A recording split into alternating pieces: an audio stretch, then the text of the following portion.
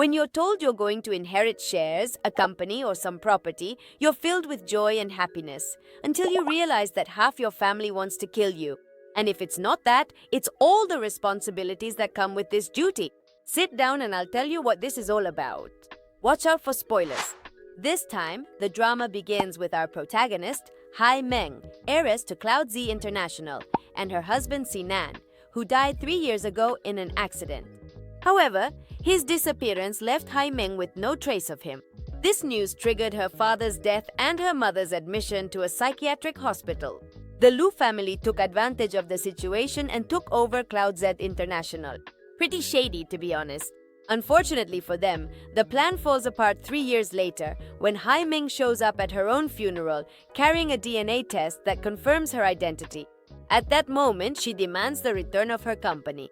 However, her sister-in-law Ziyue informs her that half of the company belongs to her family due to her marriage to Hai Meng's brother, and that this share is being sold to a foreign businessman, making its recovery impossible. Hai Meng doesn't just sit back and do nothing. She promises to get back what belongs to her no matter what it takes. Through a flashback, we discover that Hai Meng and Sinan suffered a terrible car accident after an attempted attack at their home. Her husband did indeed die, but she was rescued by a woman named Ling Ke, who reveals what happened to her family. Thirsting for revenge, the young woman decides to undergo plastic surgery and heads to her old house, which now belongs to her brother-in-law, Siyu. Before Hai Meng enters the house, Linka puts her to the test. Her parents have disappeared, and her uncle Uexi is the one handling all the family affairs. On the other hand, the Lu family, made up of her mother-in-law Mei Jun and Ji Yue with her husband Xiang Lin, have taken control of Cloud Z International through illegal tactics. The only one not involved in this whole mess is Siyu, a professional archer. Hai Meng's mission is to obtain the signature on the property custody agreement in order to reclaim the company. To do this, she confronts the Lu family, especially Siyu, claiming that everything belongs to her and humiliating her. Then, she promises that she will expose the mother and daughter's schemes and take back what is rightfully hers. Hai Meng moves into the Lu family's mansion and, with Ling Ke's help, sneaks into Siyu's room in search of the agreement. There, she finds a safe, but just at that moment, Siyu arrives. She manages to escape, but Siyu and her cousin Bochen see her and chase after her. Hai Meng manages to get out without being seen and meets up with Ling Ke, who tells her that although she wasn't able to open the safe, she found a note from Mei Jun with the name Tian Yang, which is linked to companies in the healthcare sector. And since Hai Meng's mother was taken to a psychiatric hospital, they suspect that this name could lead them to her whereabouts, so they begin to investigate. Angry at Hai Meng's presence, Siyu sends a henchman to sabotage the young woman's car. However, by mistake, Siyu takes the car himself, putting his own life in danger. How foolish. When Hai Meng finds out what happened, she decides to save him. She intentionally crashes the car and pulls Siyu out just before it explodes. Back at home, Siyu thanks Hai Meng for her bravery, but she simply tells him to stay away. Even so, he insists that he will never be able to forget that she saved his life, and at that moment, he calls her sister. Okay? At that moment, the head of the Lu family, Xiang Dong, arrives. Unlike the rest of his family, he treats Hai Meng well. He tells her that he has been looking for her to return her company since he was a friend of her father. To that end, he asks her to attend his birthday banquet in 2 days, an offer that seems too good to be true. Before the banquet, Ling Ke discovers that Tianyang is actually a retirement community with a medical center secretly controlled by the Shang Lu group, which also belongs to the Lu family. It's likely that her mother was there, so the young woman orders an immediate investigation. At the start of the banquet, Hai Meng notices that neither Xiang Liu nor her uncle Uexi are present, which strikes her as odd, since the entire family was supposed to be invited. And her alarm only grows when she receives a message from Ling Ke. Desperate, she rushes to the medical center and finds her mother, who has just been murdered, causing the young woman to faint on the spot. Hai Meng is taken home and attended to by a doctor sent by Siyu. He informs her that the implants in her wrist and spine are deteriorating and prescribes her medication. Because of this, Siyu decides to take care of her throughout the night. However, the next morning he realizes that the young woman has disappeared, leaving behind her medication and everything else. Changing the subject, our protagonist meets up with Ling Ke and another friend named Tang Xin. The three of them speak with Hai Meng's mother's lawyer, who reveals that the woman left all her shares in Cloud Z International to her 4 years ago, which means that now she is the one with the most shares. With all that power in her hands, Hai Meng shows up at the company and without hesitation removes both Xianling and Yueji from their positions, accusing them of mismanagement and of allowing her mother to be kidnapped. Back at home, she meets Siyu, who asks her to take her medication. She reluctantly agrees. Little by little, Hai Meng's heart softens thanks to the care Siyu gives her, as he shows her the medications and explains the purpose of each one. Moved, the young woman promises to take them, and as a thank you, she helps him translate the Latin books that Sinan gave him. Later at the company, Hai Meng takes control of Cloud Z International and appoints Lin Ke as Vice President of Finance, regaining both personal and financial authority, which naturally angers the Lu family. Meanwhile, Zhang Dong offers Siyu the chance to take over the Changlu group or to replace his brother, but he refuses, arguing that they should leave Hai Meng alone. In response, the elder, suspicious, orders surveillance on his own son. That same afternoon, the young man calls Hai Meng to inform her that he saw Xianlin with documents containing Sinan's name, which seems to indicate that his family plans to file a declaration of his brother's death in order to activate the asset management agreement and recover part of the shares. Given this situation, Hai Meng asks Siyu that she needs to obtain Sinan's death certificate before Xianlin finds it. Because of this, her suitor intercepts him on the street and pretends to have an anxiety attack, successfully distracting Xianlin so that Tang Xin can find the document first. After seeing the certificate, Hai Meng starts to feel unwell as she truly loved her husband. Seeing her like this, Siyu apologizes for her family's actions and promises to help her recover the company 100%. How do you mourn someone who wanted you dead? Perhaps what Hai Meng is mourning is not love, but the memory of who she believed she was before she burned.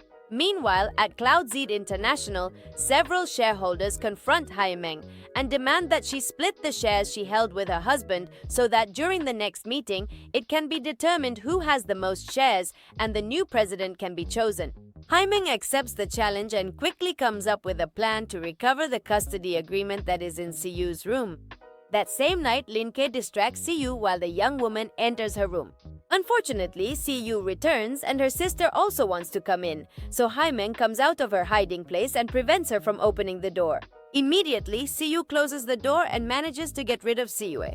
Now that they are safe, Hai Meng confesses to her that she is looking for the property custody agreement in order to gain control of the company's shares. He decides to help her, and together they open the safe, only to discover that it is empty. As they leave the room, they run into Mei Jun, Siyue, and Xianlin, who have the custody agreement, making them the owners of the company. At the same time, they lock Siyu in her room so she can't help our protagonist. This situation puts Hai Meng's ownership at risk, so she is desperate. She goes to Siyu's room and asks him for one last favor: to give Tang Xin a book that contains Sinan's signature, so they can identify him and present the report at the meeting that will be held along with Sinan's funeral. However, he doesn't plan to just sit still either, as he escapes from his room to attend the funeral meeting. And so, the much-anticipated Cloud Z International shareholders meeting and the funeral begin, with Mei Jun's lawyers asserting that they have the support of the shareholders, citing a property custody agreement that grants the Lu family majority control. At that moment, Hai Meng enters the room and, in front of everyone, accuses one of the shareholders of corruption along with Lin Ke, presenting evidence of both this and the attempted sabotage of her car, and reveals that Xianlin was at the medical center on the day her mother died, accusing him of alleged murder. Mei Jun continues to use the custody agreement as a weapon against our protagonist. However, she argues that the document is fake since the signature that is supposedly hers was forged by Sinan himself. And at that moment, Siyu unknowingly enters with the judicial authentication report confirming that Sinan forged his wife's signature. With this, the agreement is invalidated and Hai Meng regains her shares and the mansion. Mei Jun hits her son and accuses him of betraying them, while Zhang Dong accepts defeat and agrees to vacate the house. Later that night, Siyu confronts Hai Meng, who admits that she intentionally used him to present the authentication report and destroy the Lu family. She also tells him that their relationship meant nothing and that bearing the Lu surname is a sin.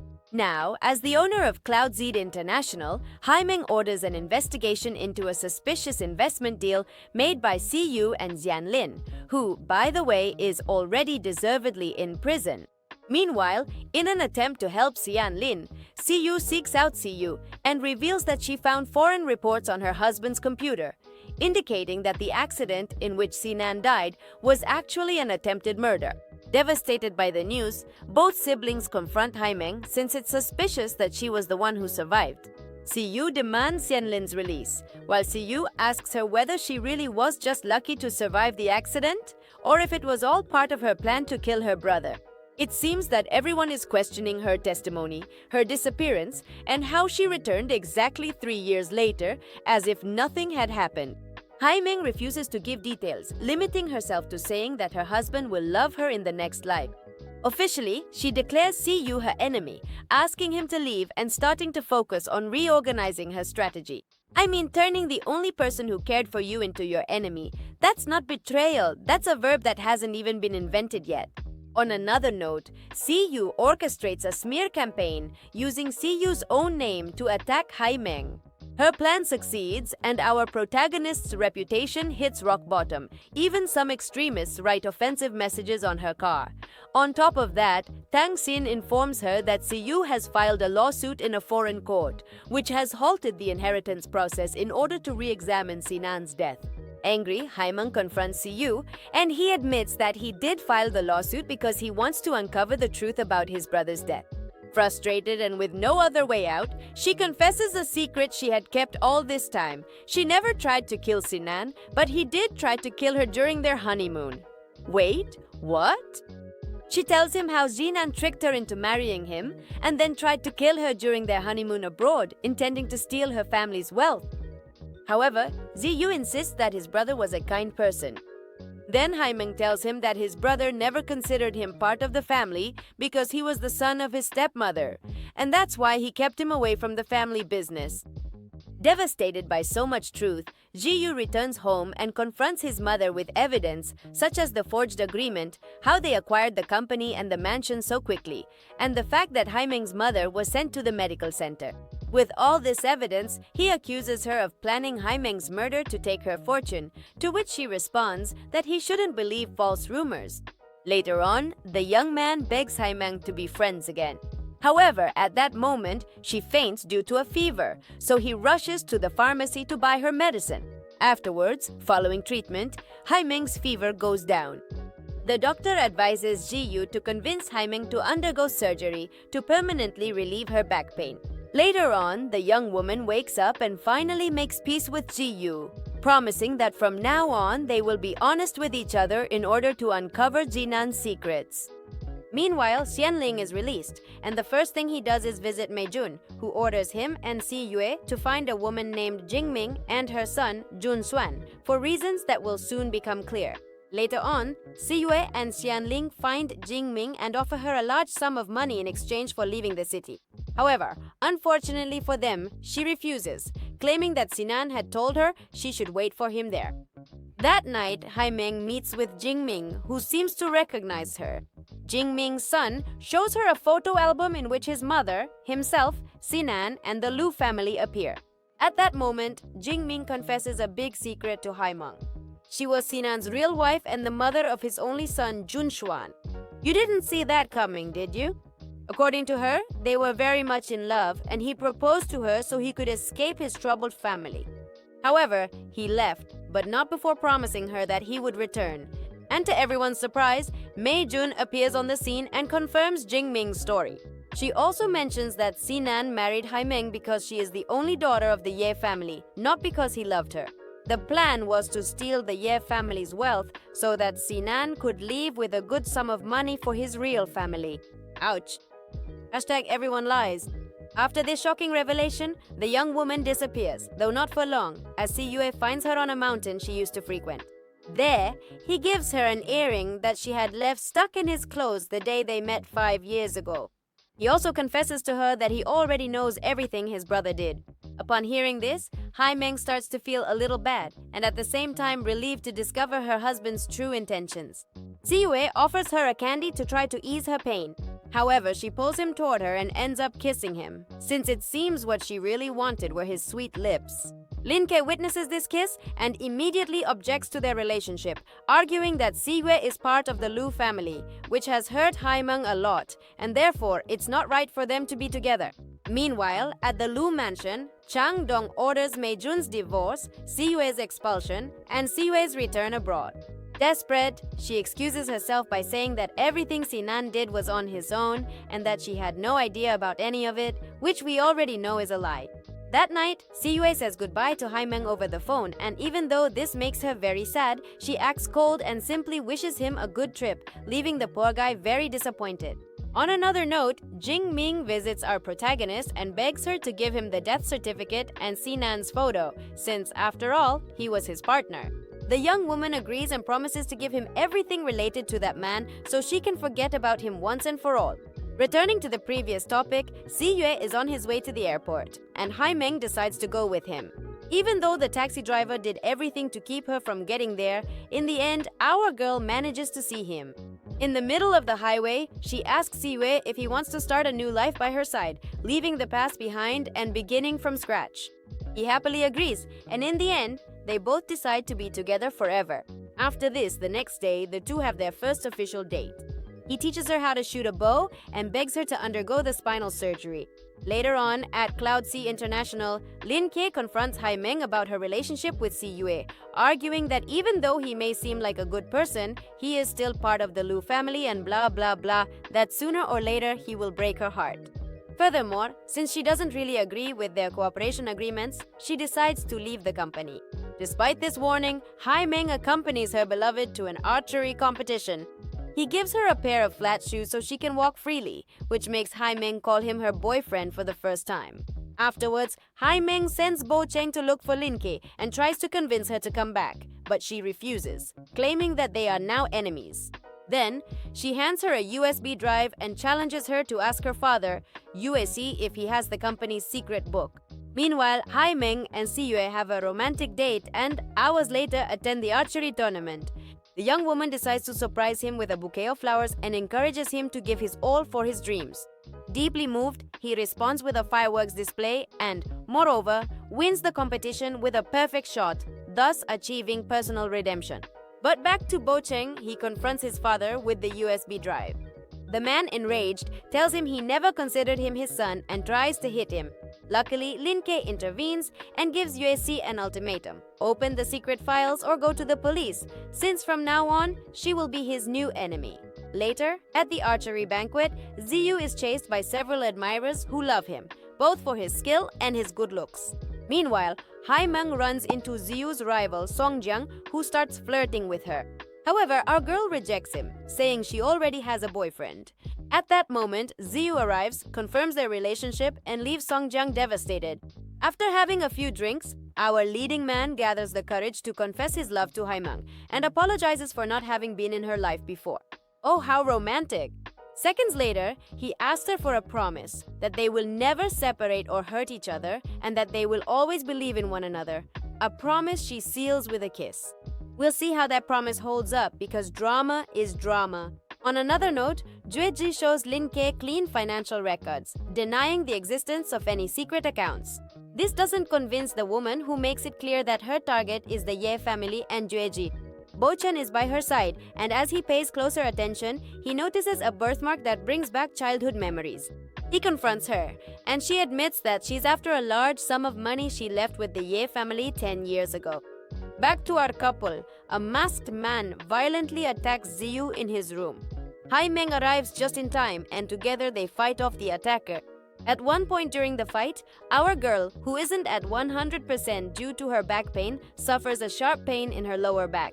Ziyu tries to protect her, which causes the man to counterattack. But luckily, those men flee when Tang Xin and a friend of his arrive at the hotel. Fortunately, the injuries aren't too serious. Nevertheless, this convinces Ziyu that he must protect his beloved from any danger. So they make another promise to each other about this. And you might be wondering why this sudden attack happened?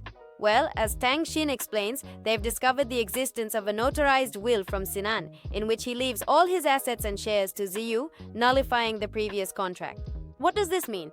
It means that Ziyu becomes the majority shareholder and therefore the Lu family regains its power. Because of this, the Lu family is frantically searching for him everywhere. Faced with this complicated situation, Hai Meng suggests they run away. However, when they're in the parking lot, one of the men kidnaps Ziyu. Hai Meng desperately screams his name as the car speeds away. Ziyu is taken to the mansion where his father, Changdong, explains to him that in his brother's will, he named Ziyu as his heir, and therefore all the shares that belong to him are now Ziyu's. Angry, the young man accuses him and his entire family of being greedy and conspiring against Hai Meng. He says he would rather die than join them, which causes Changdong to hit him and lock him in the basement. Meanwhile, Hai Meng returns home and, after catching up on the situation with Lin Kei absent, decides not to confront the Lu family. Instead, she chooses to stabilize the company and find a way to negotiate Ziyu's release before the board meeting takes place. In her investigations, she discovers an old land contract involving the Lu family and decides to use it as a bargaining chip.